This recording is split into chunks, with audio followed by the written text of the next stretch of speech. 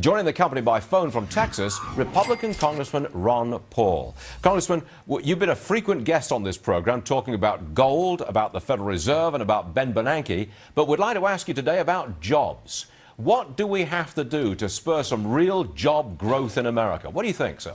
You won't have real growth until you liquidate all the malinvestment and all the bad debt. And everything we've done in the last 2 years is to prop up bad debt and bad investments, and therefore real growth I don't think will come very soon. You don't see that happening anytime soon, do you? Liquidation of all the debt that we accumulated. No, we're doing exactly the opposite. Matter of fact, the debt is still there, but the taxpayers own it.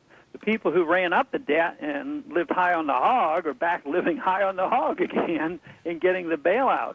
So it was just a transfer of all that penalty to the taxpayers. So the Fed owns all this bad debt, and we're responsible for it, and that's just going to delay the recovery, the real recovery. I take it that you would not raise the debt ceiling. You would live within our means starting as soon as that debt ceiling is reached. I take it that's your position.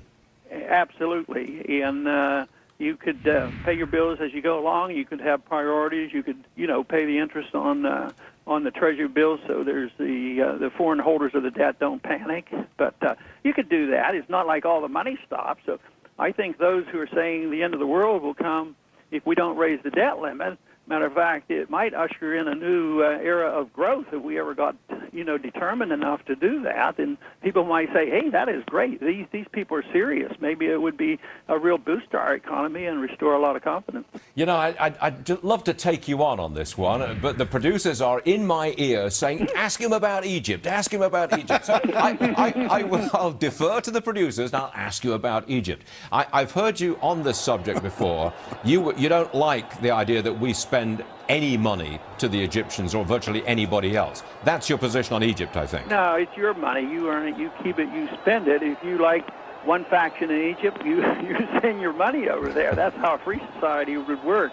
No, and I think the $60 billion we invested for an artificial peace over there wasn't worth it because all it does is build up instability. We invested a lot in the Shah of Iran, but it was unstable, and eventually it broke down. So I think this is somewhat similar. Would you say the same thing about Israel? No more government money to Israel? Yeah, if you cut all the money off from everybody, actually Israel comes out to a benefit because we give more money to Arab nations when you add it all up than we give to Israel. And this would prompt Israel to act differently and be, more self-reliant, and they might have a greater incentive to strike out peace agreements with their neighbors. So I think it would change the dynamic completely, but actually it would help Israel because we would send less money to their Arab enemies. Congressman Ron Paul, I wish we had an extra 3 or 4 hours. Maybe one day we will. But I can assure you, sir, that your colleague and friend, Judge Andrew Napolitano, is sitting right next to me. He will continue the debate right after you've left our program. And I'm sure he'll do a better job than I. No, he'll just fight with me as usual. Thank you very much, Congressman. Good stuff.